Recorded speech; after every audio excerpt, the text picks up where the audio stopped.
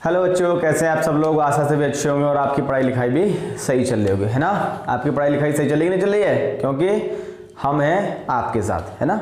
अब बने रहिए हमारे साथ और पढ़ाई लिखाई क्या होगा, बेहतर ही चलेगी।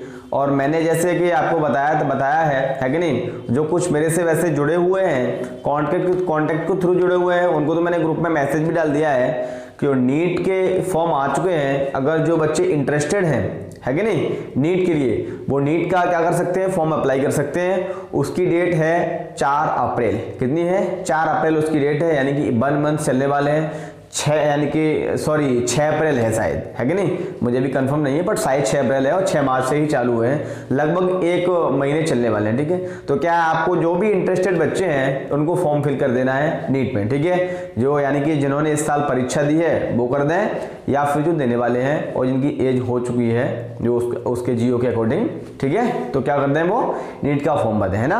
और हम आपके साथ हैं, जब तक आपका जो एग्जाम होगा तो आप क्या करेंगे, थोड़ा सा हम सिलेबस आपका करवा देंगे नीट का, ठीक है। और इवन इसमें बोर्ड का भी शामिल रहेगा, तो ऐसा ना सोचें कि नीट का वीडियो बना रहे हैं, बोर्ड वाले भी इसको देखें, ठीक है। तो आज हम पढ़ते हैं पी ब्लॉक के तत्व। क्या पढ़ते हैं? पी ब्लॉक के तत्व पढ़ेंगे, जो आपकी यूनिट नंबर 7 है, ठीक है। हमने थोड़े से पी ब्लॉक के तत्वों के बारे में जनरल आइडिया कल पढ़ लिया था।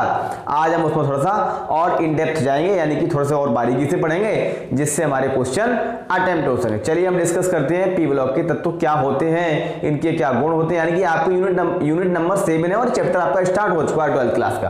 तो आप इसको जो 12th यानी कि 2024 में बोर्ड देंगे वो भी इसको देखें, जिससे कि अपना सिलेबस वो टाइम से कंप्लीट कर पाए, ठीक है। तो चलिए स्टार्ट करते हैं पी ब्लॉक के तत्व।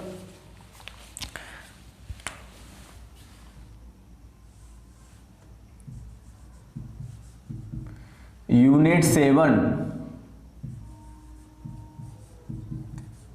7 इसका नाम है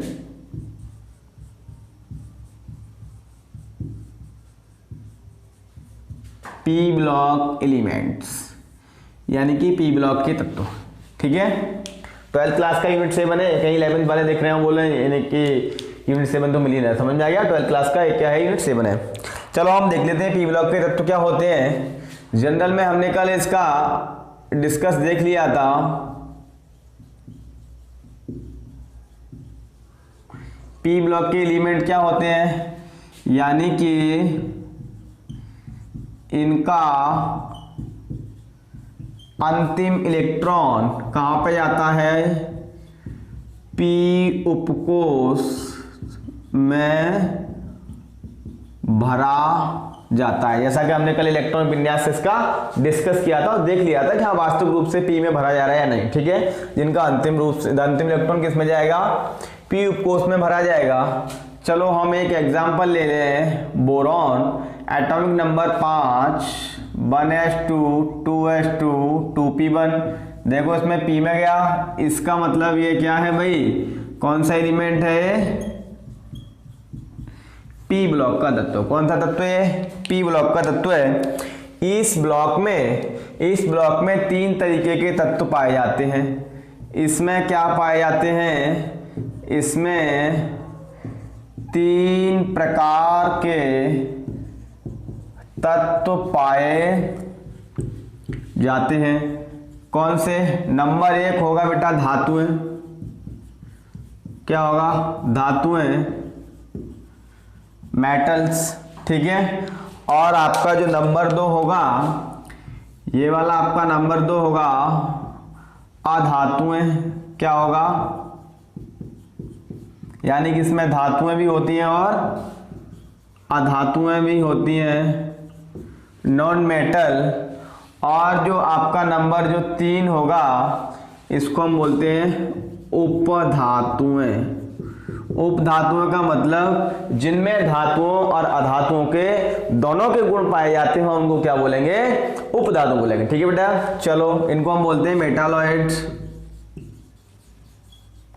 इनको हम क्या बोलेंगे, मेटालॉइड। अब इनमें तीनों तरीके का तत्व हैं। अब हम देखते हैं कौन से मेटल हैं, कौन से नॉन मेटल हैं, कौन से मेटालॉइड हैं, ठीक है। चलो हमने क्या करें, कल की तरह एक बॉक्स बनाए, डिस्कस करें। जैसे मेरे पास इसमें क्या है भाई, 3rd A boron, aluminium, gallium, indium और ये थैलियम।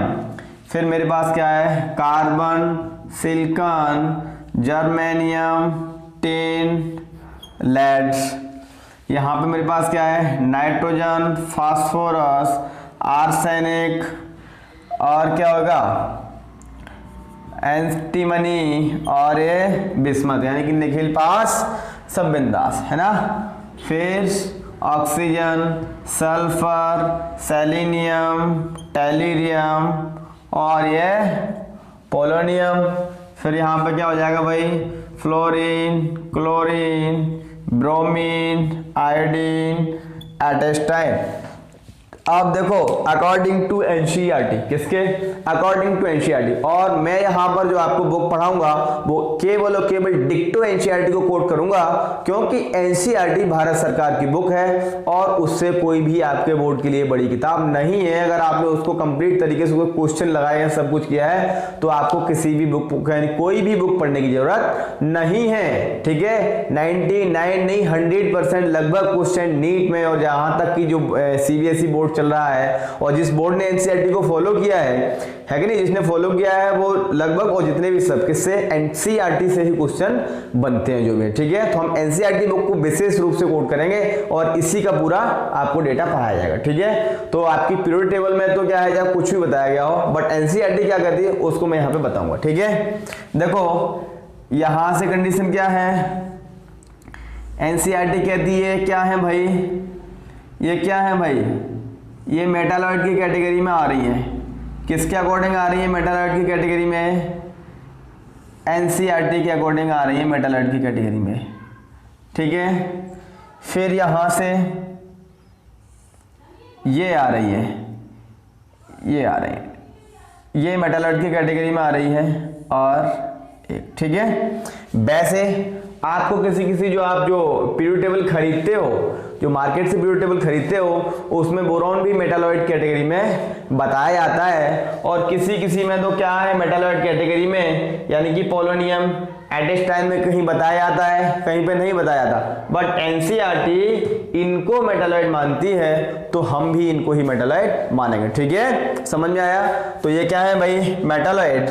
बाकी यानी कि इससे इधर वाले, मेटालॉइड से इधर वाले क्या हैं, धातुएं, और मेटालॉइड से इधर वाले क्या हैं, अधातुएं, यानी कि oxygen, sulphur, nitrogen, phosphorus, fluorine, chlorine, bromine और आयोडीन, ये सब क्या है, अधातुएं हैं। और boron, aluminium, gallium, indium, thallium और एसएन और पीबी, बिस्मथ, ये सब क्या है, धातुओं के गुण दर्शाते हैं, ठीक है। समझ में आ गया, ये इनकी कंडीशन है। तो इसमें क्या है, धातुएं और अधातुएं और उपधातुएं। अब बची उपधातुओं कौन सी हैं, silicon, germanium, arsenic, antimony, tellurium, polonium और एटेस्टाइन, ये सब क्या है बेटा, ये उपधातुएं हैं। ये क्या है भाई, उपधातुएं, यानी कि इधर हमारा क्या हो जाएगा, मेटल, इधर हमारा क्या हो जाएगा, नॉन मेटल, इधर हमारा क्या हो जाएगा, मेटालॉइड, क्या हो जाएगा, मेटालॉइड। समझ में आ गया। यानी कि पी ब्लॉक में धातुएं, अधातुएं और उपधातुएं तीनों प्रकार के तत्व पाए जाते हैं। इतना क्लियर हो गया, ठीक है। अब हम देखते हैं कौन सा कितना पाया जाता है कि नहीं। पी ब्लॉक में देखो, ये जो हमारे ग्रुप है, यानी ग्रुप नंबर 3 और ग्रुप नंबर 4, ये ग्रुप नंबर हम कहाँ पढ़ते हैं, 11वीं क्लास में। तो हम क्या कर रहे हैं, यूनिट 7 12th क्लास की पढ़ रहे हैं, तो यानी कि हमें इनको छोड़ देना है। जब मैं 11th का सिलेबस पढ़ाऊंगा, जब मैं इनको कराऊंगा कोड, ठीक है।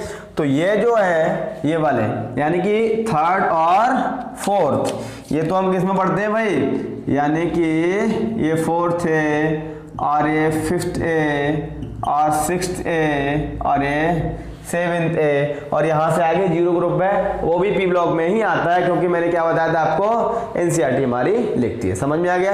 तो कंडीशन क्या है, यानी कि ग्रुप नंबर 3rd ए और 4 ए किसमें हम पढ़ चुके हैं, कहाँ पर पढ़ चुके हैं। ऐसी आशा है अगर जो 12th पास आउट, यानी कि जिन्होंने अभी 12th का एग्जाम दिया है, ठीक है, या जो पास आउट हो चुके हैं वो इस वीडियो को देख रहे हैं, तो क्या है, ऐसी आशा है कि आप लोग 3rd और 4 को पढ़ चुके हो। अगर आपने नहीं पढ़ा है तो जैसे ही मैं 11th का सिलेबस कराऊंगा केमिस्ट्री का, तो आपको इन दोनों को करा दूंगा। हुआ। अभी क्या हम पढ़ेंगे नाइट्रोजन, क्योंकि हमारे जो 12th के यूनिट 7 में क्या है थर्ड यानी कि सॉरी 5th ए से स्टार्ट है। कहां से स्टार्ट है 5th ए से, समझ में आ गया। तो पी ब्लॉक की इतनी आपको प्रॉपर्टी तो पता पड़ गई। अब हम इसमें देखते हैं तो आपका कहाँ है, देखो यहीं आपकी इतनी जगह बच रही है। चलो इसी में हम देख लेते हैं कंडीशन क्या है भाई। 5th ए को हम क्या बोल देते हैं 15, यानी कि ग्रुप नंबर 15 किससे है अकॉर्डिंग टू मॉडर्न सिस्टम या आईयूपीएसी के अकॉर्डिंग जो 5th ग्रुप है उसको हम क्या बोल रहे हैं 15 ग्रुप बोल रहे हैं। इसके एलिमेंट कौन कौन से भाई, नाइट्रोजन, फास्फोरस, आर्सेनिक और एंटीमनी और ये बिस्मथ। यही तो क्या है ये एलिमेंट किसके भाई, किसके 15 के, यानी कि 5th ग्रुप के, यानी कि 5th है कि नहीं। इसमें नाइट्रोजन क्या है हमारे पास, नाइट्रोजन क्या है भाई नॉन मेटल, ये दोनों नॉन मेटल हैं, ये दोनों मेटालॉइड हैं, ये क्या है मेटल है। समझ में आ गया। तो इसकी अगर हम कंडीशन की बात करें तो ये मेरे पास क्या हो जाएगा, यानी कि नाइट्रोजन फास्फोरस ये हो जाएगा हमारे पास नॉन मेटल। देखो अगर नहीं है तो आप इधर देखो, देखो नाइट्रोजन और ये क्या है भाई नॉन मेटल। आर्सेनिक और एंटीमनी ये क्या है भाई, ये आपके मेटालॉइड्स यानी कि उपधातुएं, और बिस्मथ आपकी धातु क्या हो जाएगी ये मेटल। समझ में आ गया। आप इससे समझ सकते हैं कि इसमें दो नॉन मेटल और दो मेटालॉइड्स और दो एक क्या है मेटल है, यानी कि 15 ग्रुप में, यानी कि ग्रुप नंबर 5 या 15 हम कह सकते हैं। समझ में आ गया।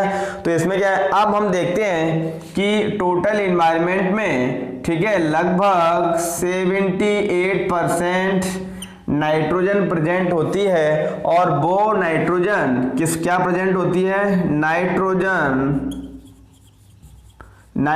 प्रेजेंट होती है, और ये डाई नाइट्रोजन की फॉर्म में मिलती है। किसमें मिलती है, डाई नाइट्रोजन, यानी कि नाइट्रोजन कभी भी एन की फॉर्म में आपको नहीं मिलेगा, है कि नहीं। नाइट्रोजन तो मिलती है बट ये किसकी फॉर्म में मिलती है भाई, डाई नाइट्रोजन, ठीक है। डाई नाइट्रोजन मतलब N2 की फॉर्म में मिलेगी। जैसे आपने किसी बच्चे को देखा होगा, है कि नहीं, किसी आपको जो फ्रेंड होगा, आपका स्टूडेंट होगा, यानी वो सिंगल नहीं मिलता, वो हमेशा क्या मिलेगा, दोस्तों के साथ ही मिलेगा, है कि नहीं। तो इसका मतलब क्या है, वो आदमी एग्जिस्ट तो करता है बट वो सिंगल वन नहीं रहता, कभी भी नहीं रहता। सेम कंडीशन है, नाइट्रोजन तो है 78% नाइट्रोजन है, बट कभी भी नाइट्रोजन N की फॉर्म में नहीं मिलेगी। किसकी फॉर्म मिलती है, N2। अब दो N2 मतलब दो हो गए, तो एनवायरमेंट में हमेशा वो डाई नाइट्रोजन फॉर्म यानी कि गैसीय अवस्था में पाई जाती है, ठीक है। तो डाई नाइट्रोजन होगी तो क्या होगी भाई, ये गैसीय अवस्था।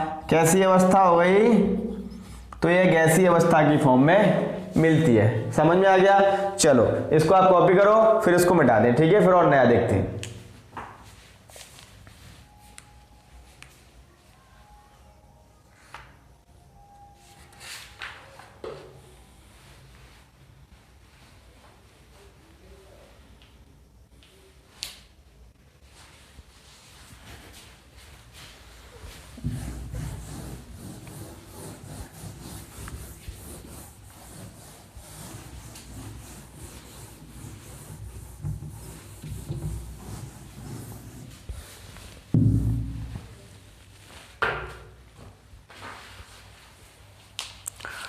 अर्थ की क्रस्ट पे अब हम इसमें देखते हैं आगे।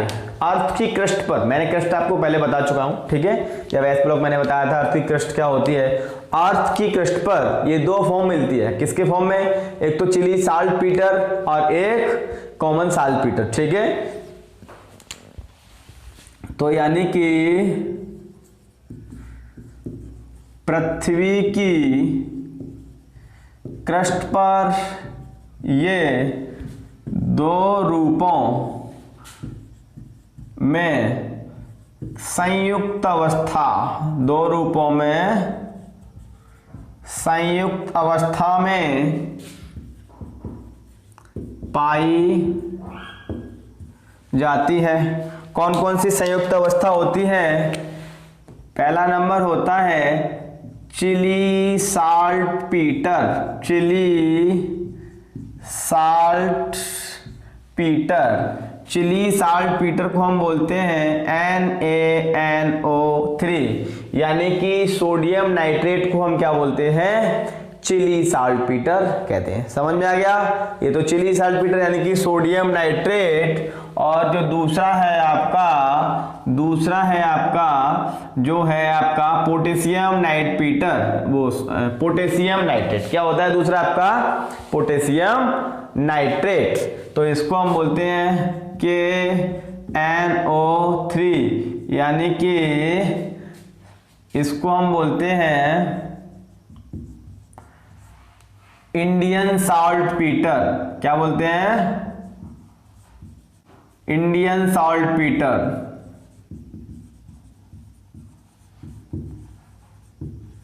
यानी कि दो फॉर्म में मिलेगा ये, चिली साल्ट पीटर और इंडियन साल्ट पीटर, ठीक है।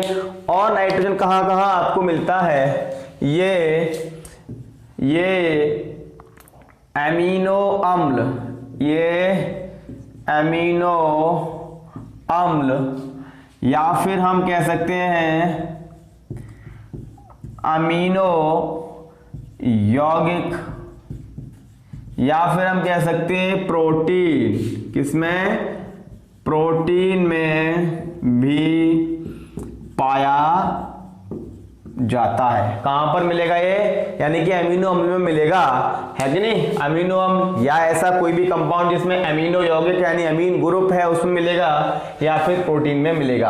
अब देखो ये सभी एक ही चीज है, कहीं आप समझो इसमें इतना बड़ा लंबा लाइन है, सब एक ही चीजें हैं। एक ही चीज कैसे है कि यानी कि कोई भी एक ऐसा यौगिक जिसमें NH2 पाया जाता है तो इस ग्रुप का नाम है अमाइन। क्या नाम है, अमाइन, AMIN। इस ग्रुप का नाम क्या है, अमाइन। यानी कोई भी एक ऐसा यौगिक जिसमें NH2 पाया जाता है, इसका मतलब NH2 का मतलब नाइट्रोजन तो है ही है ना।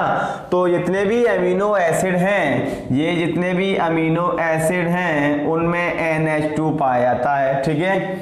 अमीनो एसिड की जो कॉमन संरचना होती है, सामान्य संरचना, वो कैसी होती है, देखो कार्बन COOH, इधर आपका होता है NH2, इधर आपका होता है H, यानी कि R, इधर आपका होता है H। समझ में आ गया। तो देखो NH2 मिला कि नहीं मिला, इन्हीं अमीनो अम्लों के मिलने से, यानी कि अमीनो अम्ल बहुत सारे जुड़ गए। अब मैं अमीनो अम्ल को रिप्रेजेंट कर रहा हूं किससे, ए से, किससे, ए से, यानी ये मैंने किसको रिप्रेजेंट कर दिया, एक अमीनो एसिड को, किसको, एक अमीनो एसिड को, यानी कि अमीनो अम्ल को। अब अमीनो अम्ल क्या होता है, देखो अमीनो अम्ल यानी कि कोई भी एक ऐसा कंपाउंड जिसमें NH2 हो और एक साइड में COOH हो, इसको हम बोलते हैं कार्बोक्सिलिक अम्ल। क्या बोलते हैं, कार्बोक्सिलिक अम्ल। इसको हम कार्बोक्सिलिक अम्ल बोलते हैं और इसको हम बोलते हैं अमीन, ठीक है। तो ये एक अमीनो अम्ल। अब इस अमीनो अम्ल को मैं रिप्रेजेंट कर ले रहा हूं ए से, किससे, ए से। तो जब प्रोटीन बनती है तो उसमें बहुत सारे अमीनो एसिड जुड़े होते हैं। क्या होते हैं, बहुत सारे अमीनो एसिड।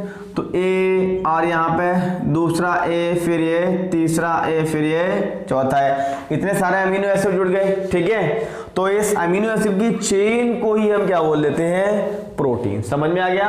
तो अल्टीमेटली जब नाइट्रोजन अमीनो एसिड में मिलता है तो सीधी बात है प्रोटीन में तो मिलना ही मिलना है, मिलना है कि नहीं मिलना है, यस मिलना है प्रोटीन में। क्यों, क्योंकि नाइट्रोजन हमारा अमीनो अम्ल में मिल रहा है और अमीनो अम्ल प्रोटीन की यूनिट है। यूनिट मतलब यानी कि प्रोटीन बनी ही अमीनो एसिड से है, ठीक है। तो इसीलिए कहां कहां मिलेगा, ये नाइट्रोजन अमीनो अम्ल मिलेगा या फिर अमीनो यौगिक होंगे या फिर प्रोटीन में भी पाया जाएगा, ठीक है। समझ में आ गया। अब हम देख ले रहे हैं नाइट्रोजन और कहां कहां मिलता है, ठीक है। और आपको बताया मैंने स्वतंत्र फॉर्म मिलता है नाइट्रोजन में, वो नाइट्रोजन जो एनवायरनमेंट में 78% पाया जाता है। समझ में आ गया। अब हम देखते हैं फास्फोरस। क्या देखते हैं, फास्फोरस की कंडीशन क्या होती है, यानी कि देखो फास्फोरस भी कहां पर मिलता है भाई, खनिजों में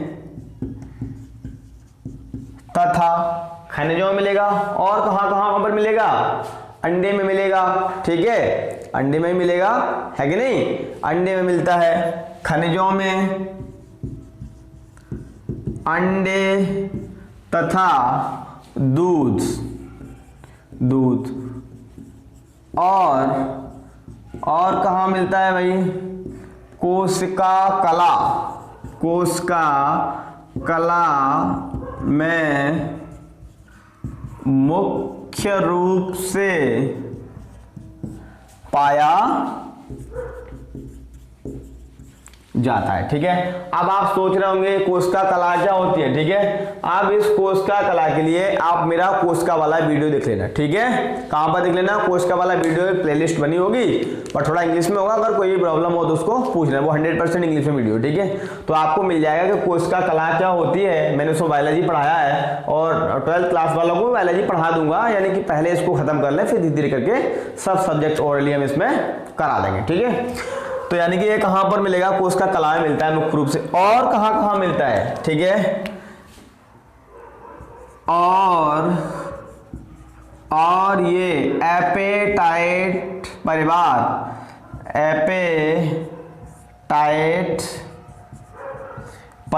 या एपेटाइट फैमिली में पाया जाता है। अब एपेटाइट फैमिली का कंपाउंड कौन सा होगा भाई, ये कंपाउंड है Ca9PO4 का होल 6 CaX2, ठीक है।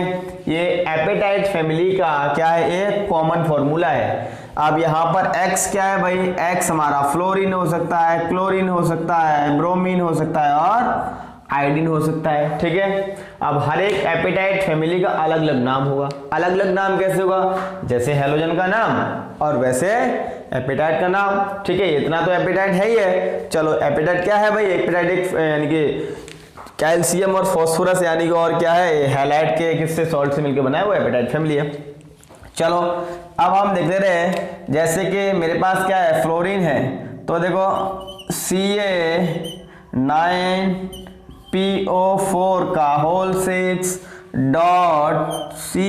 अब मैं X2 की जगह क्या लिख दूं, F2 लिख दूं, क्योंकि मैंने आपको बताया था X यहाँ पे क्या है, हैलोजन है। हैलोजन मतलब फ्लोरीन, क्लोरीन, ब्रोमीन, आयोडीन और एडिस्टाइन, ये आपको कोई मिल सकता है, ठीक है। तो मैं इस पर कोई सा लिख सकता हूं, तो मैं लिख दूं क्या, F2, तो वो हो जाएगा आपका फ्लोरो एपेटाइट। क्या हो जाएगा, फ्लोरो एपेटाइट। तो मैंने यहाँ पे क्या लिख दिया भाई, ये F2, तो इसको हम क्या लिखेंगे, फ्लोरो एपेटाइट। क्या लिखेंगे, फ्लोरो एपेटाइट। अगर मैं इसको क्या लिखता, Cl लिख देता इस जगह पर, यानी कि चलो दूसरा एपेटाइट का फॉर्मूला बना लें। कैसे बनाएंगे, Ca9PO4 का होल 6 .Ca और Cl2, ये क्या हो जाएगा, क्लोरो एपेटाइट। क्या हो जाएगा, क्लोरो एपेटाइट। समझ में आ गया। चलो इसका नाम हम लिख लें, chloro apatite, chloro apatite. Clear हो गया। यानी कि इस तरीके से फास्फोरस और नाइट्रोजन आपको अलग अलग जगह पे पाया जाएगा। समझ में आ गया। चलिए एक बार मैं आपको रिवाइज करवा दे रहा हूं। क्या करवा दे रहा हूं, रिवाइज, है ना। जैसे कि हमने अभी क्या पढ़ा है कि नाइट्रोजन फैमिली पढ़ा है। क्या पढ़ा है, नाइट्रोजन फैमिली। नाइट्रोजन फैमिली क्यों पढ़ा है, वो 12th क्लास में नाइट्रोजन, ठीक है। तो नाइट्रोजन फैमिली का जो पहला तत्व है उसका नाम क्या है, नाइट्रोजन। यानी कि ग्रुप 15 को हम नाइट्रोजन फैमिली और कहते हैं। क्या कहते हैं, नाइट्रोजन फैमिली, है ना। चलो यहाँ लिख दे रहा हूं मैं, क्योंकि आपको मैंने लिखा नहीं है, मे भी पॉसिबल शायद। यानी कि जो आपका ग्रुप 15 है उसको हम क्या बोल देते हैं, नाइट्रोजन फैमिली। क्या बोल देते हैं, नाइट्रोजन परिवार। और नाइट्रोजन परिवार को दूसरा नाम है इसका निक्टोजन। क्या नाम है, निक्टोजन। निक्टोजन यानी कि नाइट्रोजन फैमिली भी कह सकते हैं और इसको हम निक्टोजन फैमिली कह सकते हैं। और निक्टोजन में कौन कौन से एलिमेंट हैं? नाइट्रोजन, फास्फोरस, आर्सेनिक, एंटीमनी और बिस्मथ। इसमें नाइट्रोजन क्या है, फास्फोरस क्या है, ये दोनों क्या है? अधातु हैं। आर्सेनिक, एंटीमनी क्या हमने पढ़ा था, क्या है? उपधातु हैं। और बिस्मथ हमने किसमें पढ़ा है? किसमें पढ़ा है? धातु की कैटेगरी में पढ़ा है। समझ में आ गया? यानी कि ग्रुप 15 में मेटल, नॉन मेटल और मेटालॉइड तीनों प्रेजेंट होते हैं। समझ में आया? ठीक है। अब हम देखते हैं इनमें ये कहां मिलता है। टोटल एटमॉस्फेयर में यानी कि पूरे वातावरण में 78% नाइट्रोजन है। और नाइट्रोजन और कहां मिलता है? ये तो वातावरण की बात हो गई, ठीक है। और पृथ्वी की क्रस्ट पर भी पाया जाता है। क्रस्ट पर किसमें मिलेगा? चिली साल्टपीटर और इंडियन साल्टपीटर। कौन सा साल्टपीटर? चिली साल्टपीटर, ठीक है। अब चिली साल्टपीटर, चिली एक देश का नाम है, वहां पर मिलता है वो, ठीक है। कहीं आप सोचोगे चिली क्या होता है? चिली एक देश का नाम है, वहां पर चिली मिलता है, ठीक है। वो मे भी पॉसिबल शायद अफ्रीका का देश है ना। तो चिली साल्टपीटर और इंडियन साल्टपीटर। सोडियम नाइट्रेट को हम बोलते हैं क्या? Chile saltpetre. और पोटेशियम नाइट्रेट को हम बोलते हैं इंडियन साल्टपीटर, ठीक है। और इसके अलावा नाइट्रोजन कहां मिलेगा? अमीनो एसिड और प्रोटीन्स में नाइट्रोजन पाया जाएगा। क्लियर हो गया? देखो जिस तरीके से मैं बोल रहा हूं ना, आप भी बोलना सीखिए। बिल्कुल आपकी केमिस्ट्री ओरल हो जाएगी जब आप मेरे साथ कंटिन्यू जुड़े रहेंगे, तो ठीक है। फिर आज बात आती है फास्फोरस की। फास्फोरस का आपका कहां मिलता है? फास्फोरस का आपका मिलता है कहां पर? एक तो मिलेगा आपका फास्फोरस कहां पर? यानी कि मिनरल्स की फॉर्म, यानी कि मुख्य रूप से खनिज का ही भाग होता है। और आपका देखो बोन में भी मिल जाएगा, कैल्शियम और फॉस्फेट की हड्डियां बनी होती है। दूध में मिल जाएगा आपका फास्फोरस, और कोशिका कला में मिल जाएगा फास्फोरस। और कहां मिल जाएगा फास्फोरस? अंडे में भी फास्फोरस पाया जाता है, क्योंकि अंडे में मिलता है प्रोटीन। अंडे में प्रोटीन कौन सा होता है? एल्बुमिन प्रोटीन होता है। कौन सा होता है? एल्बुमिन प्रोटीन होता है, ठीक है। वो पीला पीला सा निकलता है ना, उसमें एल्बुमिन प्रोटीन होता है। समझ में आ गया? वहां पर और फास्फोरस कहां मिलेगा? और फास्फोरस एपेटाइट फैमिली में पाया जाएगा। एपेटाइट फैमिली क्या होती है? एपेटाइट फैमिली क्या होती है? कुछ कैल्शियम के कंपाउंड होते हैं ऐसे, उनको हम क्या बोल देते हैं? एपेटाइट फैमिली कहते हैं, ठीक है। आज हमने इतना डिस्कस किया है। अगर आपका कितना आज क्लियर हो जाता है तो क्या होता है, यानी कि आगे की राह है वो बिल्कुल ही आसान होगी, ठीक है। चलिए मिलते हैं नेक्स्ट लेक्चर में। और तब तक के लिए क्या करोगे? आप चैनल को क्या करोगे? सब्सक्राइब और वीडियो को लाइक करोगे। जितने से ज्यादा शेयर कर सको उतना शेयर कर दो, जिससे कि मैंने आपको कई बार बताया है, ठीक है। वैसे मेरे को बार बार बोलना पड़ता है कि आप जितना सब्सक्राइब करोगे, जितना आप ज्यादा शेयर करोगे वीडियो, तो क्या होगा? तो मैं आपके लिए इसी तरीके से यानी कि पूरा का पूरा जो नीट का सिलेबस है केमिस्ट्री का और बायोलॉजी का, वो बिल्कुल पढ़ा दूंगा निःशुल्क। मेरी आशा यही रहेगी। समझ में आ गया? ठीक है। चलते हैं, मिलते हैं नेक्स्ट लेक्चर में। Bye bye, take care.